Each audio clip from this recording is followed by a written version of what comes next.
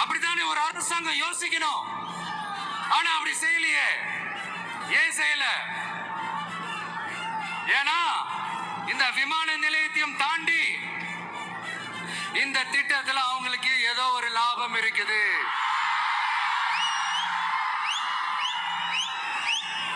அத நம்ம மக்கள் தெளிவா புரிஞ்சு வச்சிருக்கிறாங்க. நம்மளுடைய ஆட்சியாளர்களுக்கு ஒரு சில கேள்விகள். நீங்க எதிர்கட்சியா இருக்கும் போது 8 வழிச்சாலையை எதிர்த்தீங்க, அந்த காட்டுப்பள்ளி துறைமுகத்தை எடுத்தீங்க. அதே தானே இங்கேயும், அதே நிலைப்பாடு தானே இங்கேயும் எடுக்கணும். அது எப்படி நீங்க எதிர்கட்சியா இருக்கும் போது விவசாயிகளுக்கு ஆதரவு, ஆளுங்கட்சியா இருக்கும் போது விவசாயிகளுக்கு எதிர்ப்பா? எனக்கு புரியலையே.